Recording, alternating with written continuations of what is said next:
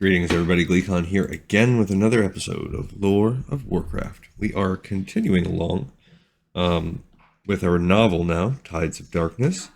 We left off the Lord Paranold and the nation of Alterac had betrayed the Alliance in order to look out for itself. It was afraid of the Horde, so it backed off, and it basically gave the Horde a free path to capital city in Lordaeron, and we're going to see how that goes. So stay a while and listen to chapter 16 of the novel. Sire, the orcs are coming! King Taranis looked up, startled as Morev, the guard commander, burst into his throne room. What? He stood, ignoring the panicked cries from the nobles and commoners gathered there to seek audience with him, and beckoned the commander forward. The orcs? Here! Yes, sire, the man answered. Morev was a seasoned veteran, a warrior Taranis had known since his youth, and it was shocking to see him, pale and shaking. They must have come across the mountains. They're pouring onto the far side of the lake, even as we speak. Taranis brushed past the commander and strode out of the throne room, moving rapidly down the hall and up a short flight of stairs to the nearest balcony, which stood off his wife's drawing room. Leanne was in there with their daughter, Kalia, and her ladies-in-waiting, and looked up surprised as he entered and walked right past her, Morev trailing behind him. I think Leanne is the person that is now part of the Forsaken Council that runs the Forsaken after Sylvanas. I think so. Or maybe it's Kalia. It actually might be Kalia. It's one of those two. Throwing up the windows beyond, Taranis stepped out onto the balcony and stopped, stunned. Normally, from here he had a breathtaking view of the mountains across the lake. Those were still the same, but the strip of green he usually saw between water and rock was now black, and he could see it shifting as he watched, like ground being churned up from beneath. The Horde had indeed arrived. How did this happen? He demanded of Morev, who had stepped out as well and was staring at the sight, his mouth open. They must have come through Alterac. Why did Paranold not stop them cold?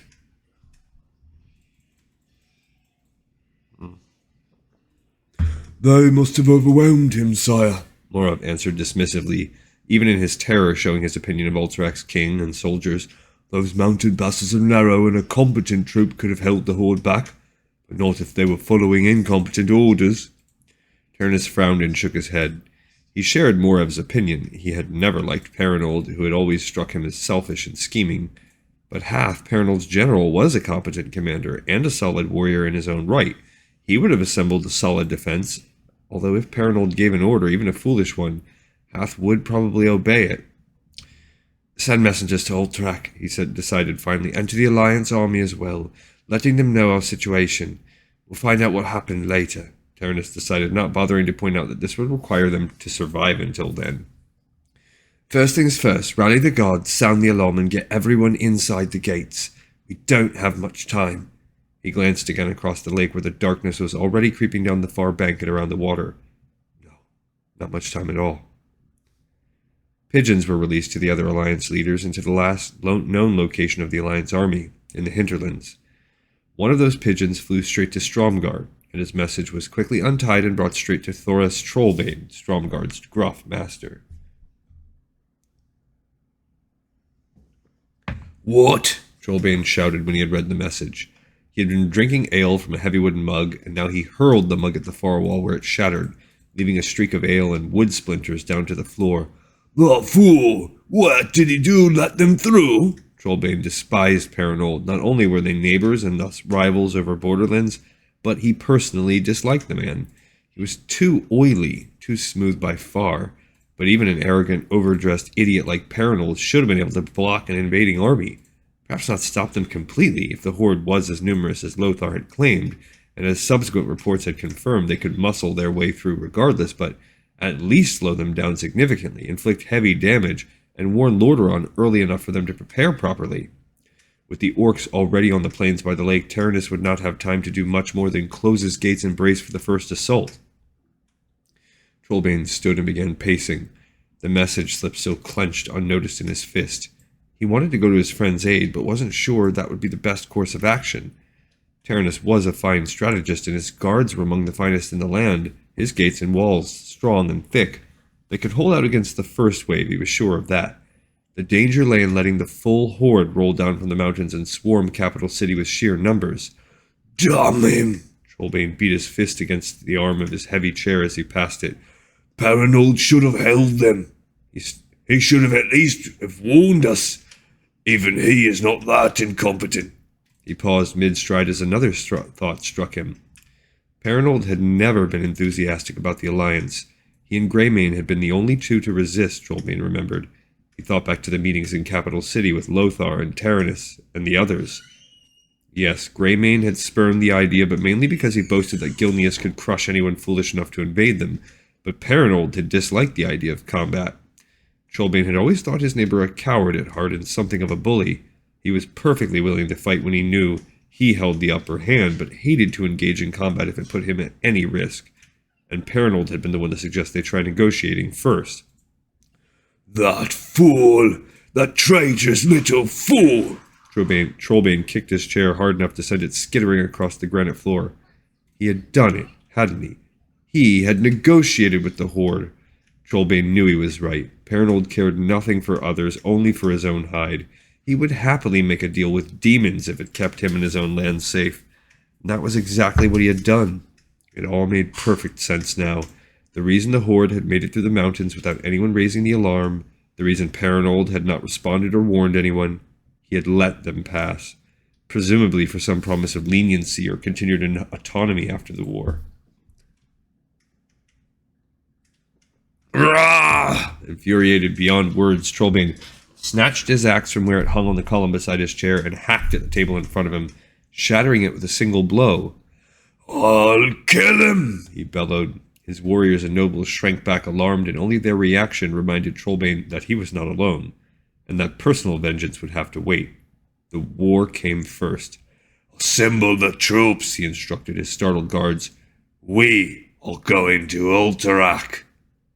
But sire, his guard captain replied, we've already sent half our troops out the main alliance army. Trollbane frowned. Well, there's nothing for it. Grab everyone you can find. Are we lending them aid, sire? One of the nobles asked. In a manner of speaking, Trollbane replied, hefting his axe again and grinning at the man. In a manner of speaking. Anduin Lothar raised his visor and glanced around, wiping grit and sweat from his eyes with the back of his hand, as he idly drew his sword across the body of a fallen orc, cleaning the blade of the blood and gore that coated its length. Is that the last of them, sire? One of his soldiers asked. I don't know, son, Lothar replied honestly, his eyes still roving the trees. I hope so, but I wouldn't count on it. How many of these things are there? Another soldier demanded, pulling his axe free of the orc at his feet. The small clearing was littered with bodies, not all of them orcish. It had been a nasty little skirmish, and the branches above were too close for the Wildhammers to bring their griffins to bear, so it had been entirely up to Lothar and his men. They had won, but only because a small band of orcs had apparently wandered away from the rest of the orc forces. Too many, Lothar replied absently. He grinned at his men then. But fewer now, hey?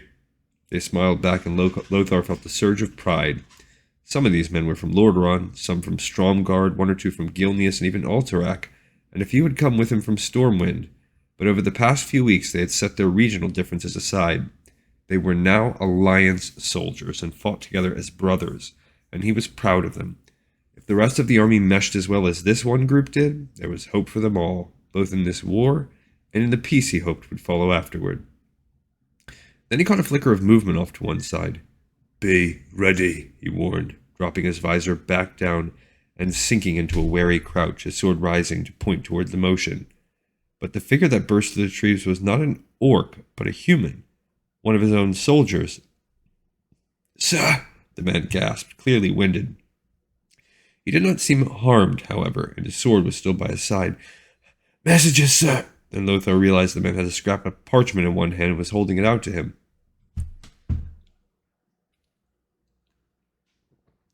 Thank you, he said, taking the message. A soldier handed the messenger a water skin, which he gratefully accepted, but Lothar was busy reading the words scribed onto the small scrap, and the warriors around him tensed as they saw his jaw tighten beneath his helm.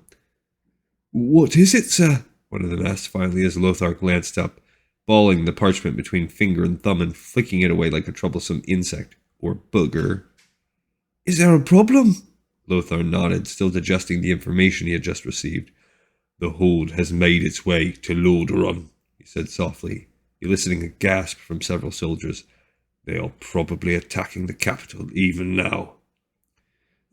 What can we do? One of the men, one of those from Lordaeron, Lothar remembered, asked urgency. We need to set out right away. But Lothar shook his head. There's too much distance between us, he told the soldiers sadly. We'd never reach it in time. He sighed. No. We need to finish our work here to make sure the orcs are left in the hinterlands are dead or driven off.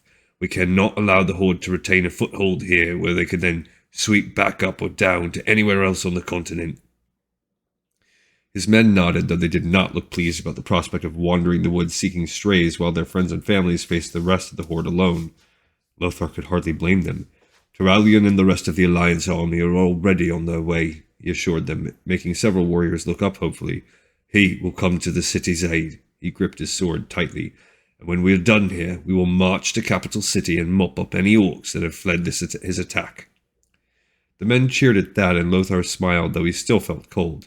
He knew they liked the idea, both of helping after all, and of the Alliance being so victorious all that was left was to clean up. He hoped it would be that easy. Enough distractions, he warned his men after allowing them a few seconds. Let's make sure there aren't any other orc bands near here, and then we'll head back to Ares Peak to regroup. The soldiers obediently nodded and raised their weapons, falling into rough ranks. Lothar took the lead, and together they set off into the trees again, the messenger walking in their midst. Here they come! King Turnus glanced down and grimaced. The orc horde had crossed the lake. Sharp-sighted archers assured him they had built rough bridges, but from here it had looked as if they'd simply swarmed across the water like ants and were now rapidly approaching the city's walls. He was still amazed by their sheer numbers, and from what he could see up here on the ramparts, they were massive brutes as well, easily as big as the largest of men, and broader, with powerful muscles and large, bestial heads. He did not see any siege weapons, at least, other than a thick log that was clearly intended for a battering ram. But the orcs carried what he thought were large hammers, axes, and thick swords, and he was sure they had ropes and grapples as well. Well, Capital City's walls were as sturdy as ever. No foe had ever breached its defenses, and Turnus was determined to maintain that record. They had not been able to prepare fully, of course. The people had been easy enough to gather, since most lived within the walls already. Livestock had been more problematic, and some animals had simply been abandoned to their fate, as had all but the smallest and most precious possessions.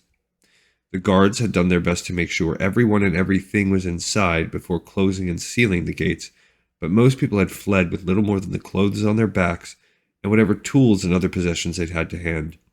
Their homes would surely be destroyed by the Horde, and Turnus knew it would take some time to rebuild them afterward, assuming they drove the orcs back and were able to leave the city once more.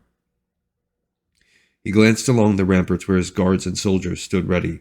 So few men to defend such large walls, but most of his soldiers had marched off with Lothar and the rest of the Alliance, nor did Turnus regret that decision. The Horde had needed to be stopped, and Lothar had needed every soldier that could be spared for his army. Of course, he had not expected the Horde to strike at them here, and certainly not without the Alliance forces either blocking their path or marching after them to aid in the city's defense. But even if Capital City fell, if the Alliance won in the end, it would be a small price to pay. That did not mean he was about to surrender the city, however. Turnus glanced down again and judged the orcs close enough now. He could see their tusks from here, and the tassels and bones and metals that hung around many of their necks and arms and heads, clearly trophies of previous battles. While they would find this fight more challenging than their previous encounters, no matter what happened, the Horde would remember this fight. Hot oil! Turnus shouted, and down the line more of and others nodded. They tipped the large cauldrons over the ramparts, letting the boiling oil pour down in sheets just beyond the walls. The leading orcs had almost reached the walls by then, and the oil spilled across them, drenching them utterly. Many screamed in pain as it burned away their flesh, and the entire front rank crumpled, writhing and twitching. A few staggered away, but most did not get up again. Prepare more oil, Taranis ordered, and servants scurried to obey, using stout poles to lift the heavy cauldrons and carry them away. It would take time to refill the cauldrons and then reheat them and bring them back up to the ramparts, but he doubted the Horde was going anywhere. This would not be a quick skirmish or a fast conflict. It would most likely be a long siege, and he thanked the holy light they had sufficient stores of food and water for several weeks. Oil they would run out of after another dousing or two, but it was merely the opening move in their defense. Taranis had other tricks to show these unruly orcs who dared attack his home. Thoris Trollbane stalked across the mountains as easily if he were one of the region's sturdy rams, his heavy hobnailed boots finding solid purchase on the rough gray granite. His men moved behind him, each one as well versed in mountaineering as in combat. Stromgarde was a mountain kingdom, and its children grew up learning to climb the rock faces and scale the peaks. Ahead of him lay the first of the Alterac mountain passes. Trollbane could already see figures moving through the falling snow, large, heavy-set figures marching steadily but awkwardly. Clearly the orcs of the Horde were not accustomed to the altitude or the peaks. The passes themselves were chiseled carefully out of the mountain range for just such people, allowing trade and communication with both Alterac and Stromgarde's lower neighbors. For themselves, Trollbane and his people did not need such conveniences. They preferred to scale the heights wherever they wished, rather than being trapped in a long chute like the one before them. The passes were far too easy to blockade and to ambush. It's like they're semi-related to the dwarfs. Gesturing to his men, Trollbane crouched, his axe at the ready. Not yet. Not yet. Now! Leaping over the edge, he landed solidly in the pass between two orcs, taking them by surprise. His axe flashed, carving one's head from its body and then catching the other in the throat on the backswing. Both fell, and the orcs on either side of them stumbled and snarled, raising their own weapons. But 4 of Trollbane's warriors dove into the pass just then, 2 on either side of him, and hacked apart the next orcs in line. Then more of his men jumped down and attacked the orcs beyond those already falling, and so on. In a matter of minutes, 24 orcs lay dead and the pass was clogged with bodies. Trollbane and his men pushed the dead orcs already stiffening from the cold into a single stack that rose to the top of the pass. Then he stationed 10 of his men there to guard the makeshift blockade and climbed back out, taking the rest of his warriors with him. Good, Trollbane told them as they worked their way to the north. That's one taken care of. The next pass was less than an hour's climb away. They found that pass also crowded with marching orcs and attacked it in the same way. Trollbane could see that the orcs were fearsome warriors, large and strong and tough, but they had no experience with cold or mountains and were not used to foes leaping down on them. The second pass was taken as easily as the first one, and so was the third. The fourth pass proved slightly more difficult because it was the widest of them. 4 men could walk abreast here, or 3 orcs, and so Trollbane and his soldiers jumped down 4 at a time. But soon enough it was blocked off as well, and they rolled boulders down to make sure it stayed impassable. The 5th pass was clear, at least of orcs. Trollbane found warriors stationed there, but they were human, dressed in the orange of Alterac, and they were stationed above the pass as well as within it. Hold! One of the Alterac soldiers called out, spotting them and leveling a spear in their direction. State your name and business here. Several of his fellows rushed to support him. Thoris Trollbane, King of Stromgarde, Trollbane replied curtly. He glared at the soldiers, though he knew they were only following orders. Where is Paranold? The king is in his castle, the same soldier replied haughtily.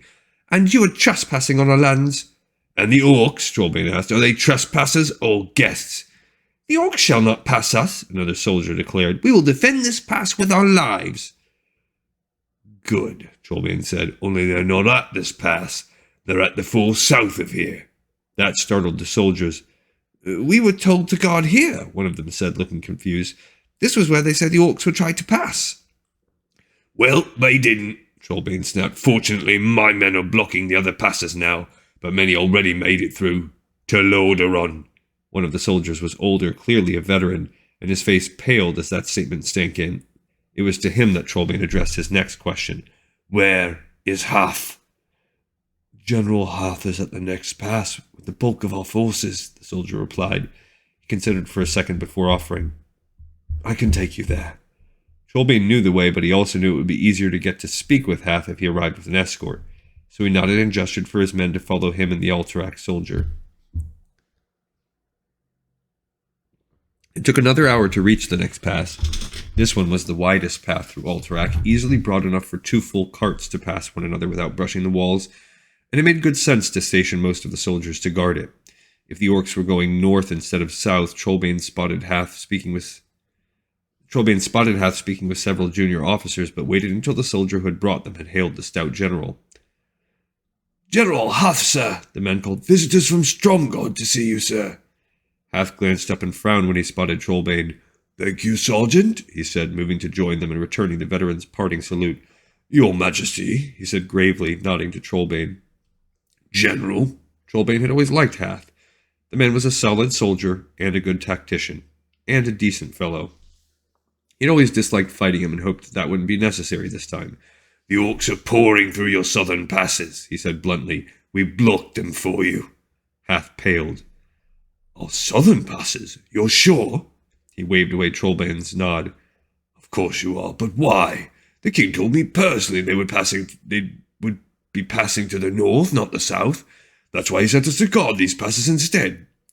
Trollbane glanced around them. None of the Alterac soldiers were close enough to hear him as he lowered his voice. You're a fine soldier and a good commander, Hath, he said softly, but you've always been a terrible liar. You knew they were heading south, didn't you? The Alterac general sighed and nodded. Oh, Paranold made arrangements with the Horde somehow, he admitted. Free passage in exchange for protection. Trollbane nodded. That was what he had suspected. And you went along with this, he demanded. Hath stiffened. We were faced with annihilation, he replied sharply. They would have crushed us all and slaughtered our people. And there was no one to aid us. He shook his head. Paranold made the choice to protect Alterac first and foremost. What he did may not be decent, but it saved lives. And what of the lives in Lordaeron? Trollbane asked softly. They will die because you allowed the Horde to pass unhindered. Hath glared at him. They are soldiers. They know the risk. The Horde would have killed our families, our children. It is not the same.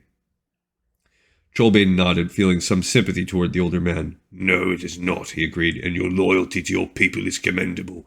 But if the Horde conquers Lordaeron, they will control the entire continent. What makes you think you'll be safe? Hath sighed. I do not know, he admitted. Their leader gave Paranold his word, but I do not know how far such a creature may be trusted. He shook his head. I told Paranold we should abide by our oaths to the other nations, but he countermanded that. I have sworn fealty to him, and I must obey. Plus I thought he might be right, that this might be our only chance for survival. He frowned. But survival of the race is more important than that of any one kingdom. And if we do not have our honor, we have nothing at all. He raised his chin, a stern expression settling over his features. Well, I will reclaim our honor, he declared. Then he turned and shouted at his men. Corporal, gather the men. March everyone to the southern passes at top speed. We are going to assist our Stromgod friends in defending those passes and pushing back the Orc Horde.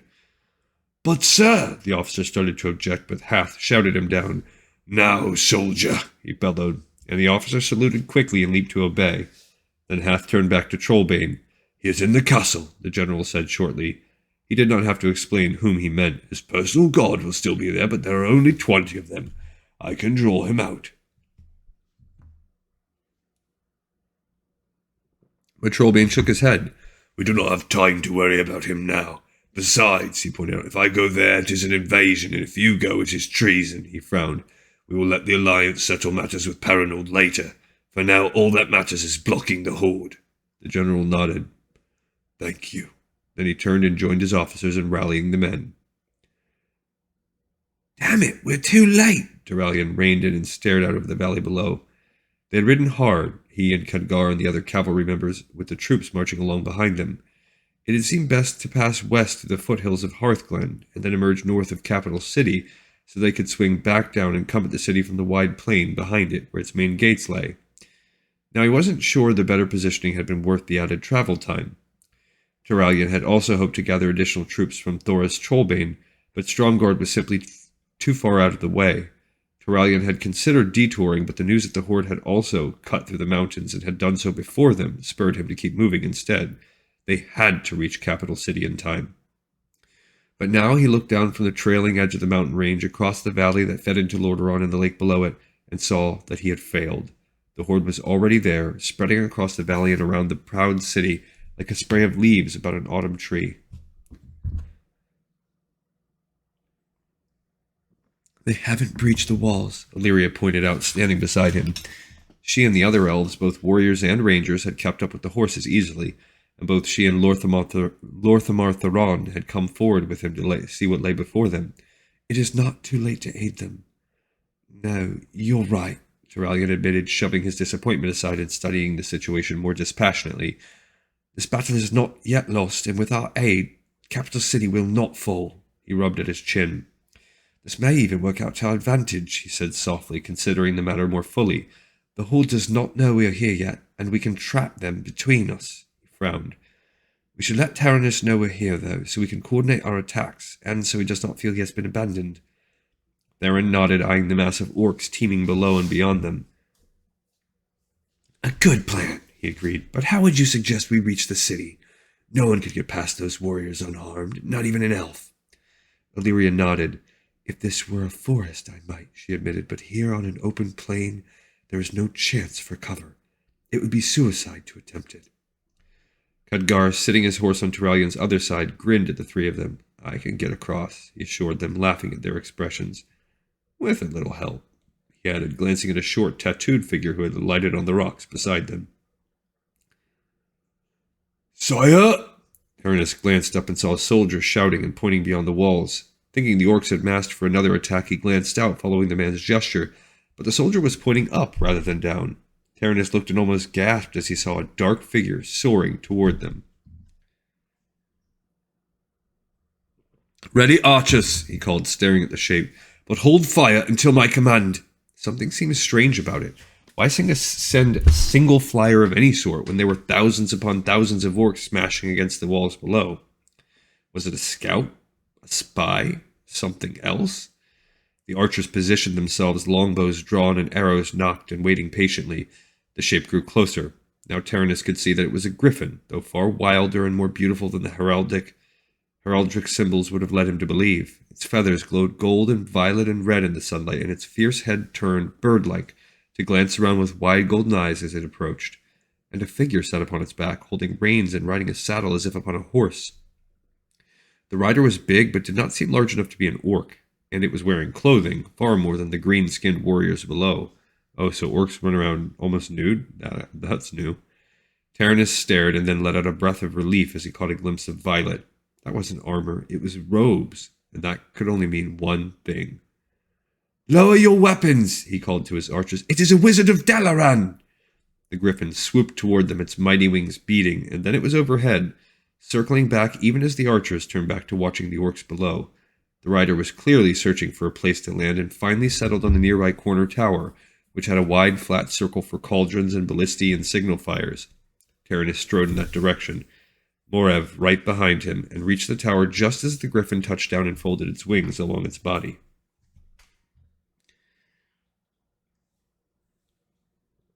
Well, it's good to know I haven't forgotten how, the rider announced as he swung one leg over and dropped from the saddle. Thank you, Taranis heard him murmur to the griffin, which cawed in reply. Then the wizard turned, his short white beard visible now, and Taranis recognized him. Khadgar, he said, reaching out and clasping the mage's hand. What are you doing here, and on such a creature? I come bearing good news, the old-seeming mage replied, grinning. He looked tired, but otherwise well. Turalyon and his forces are just the other side of the northern valley, he informed Taranis, gratefully accepting a wineskin Morev offered and taking a quick swallow. We will attack the Horde from behind and draw them away from you. Excellent! Taranis clapped his hands together, pleased for the first time in days. With the Alliance army here, we can attack them from two fronts and batter the orcs between us. That was Turalyon's plan, the mage agreed cheerfully. Kurgan loaned me the use of this griffin, so I could reach you and coordinate. I'm just grateful I still retain the knowledge Medivh gave me on how to handle one.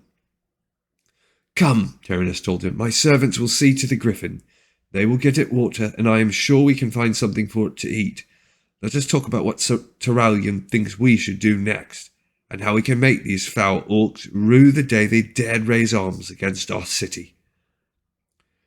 Charge! Turalyon led the way, hammer held before him like a lance, spurring his horse up out of the water and onto the bank and toward the massed orc army. Many of the orcs were still concentrating on the city walls, which they had yet to dent for all their ferocity, and only a few heard the sound of his horse's hooves and turned to look. One of those opened his mouth to shout a warning, but Turalian's hammer caught him full across the jaw, shattering it and snapping his neck from the force of the blow. The orc dropped and Turalian's horse trampled him. Behind him rode the rest of the cavalry, and the foot soldiers were marching after them, having crossed the plain north of the city. Now they advanced upon the horde, which turned to meet them. And that was when the city's ballistae fired, raining arrows and rocks down upon the orcs' backs.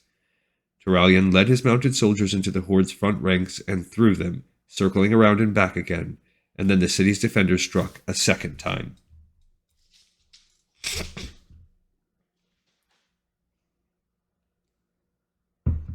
The orcs milled about now, unsure what to do. When they faced the city, the Alliance soldiers struck them from behind. When they turned toward the soldiers, the city guard attacked them. They had yet to breach the walls, and so they couldn't retreat into Capital City, but they couldn't get to the lake on the plains and the mountains without first going through the Alliance soldiers. No matter which way they turned, orcs died. Unfortunately, the horde had bodies to spare. A row of massive orc warriors marched forward, weapons at the ready, and Turalian was forced to pull his riders back. The elven archers released a volley of arrows that rained down upon the orcs, felling many, but new warriors took their place at once.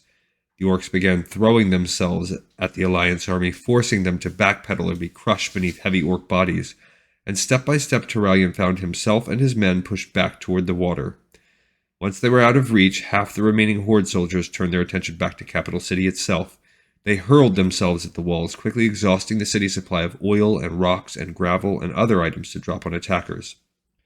The ballistae could not be aimed at anyone up against the walls, not without doing more damage to the city than the invaders could, and so the orcs were now safe to scale the walls and batter at the gates. Thus far the gates were holding, but they were taking a terrible beating, and orc warriors were reaching the ramparts and pulling themselves up and over, grinning. Most were blocked and stabbed or bashed as they reached the top, but before they could climb over, but a few made it and began attacking the guards, throwing them into disarray and leaving gaps in the wall's defenders. The first wave to climb over all died, but more followed them, and now the bodies were piling up and providing the orcs with some cover as they scaled the walls, giving them room to plant their feet and ready their weapons before attacking the guards.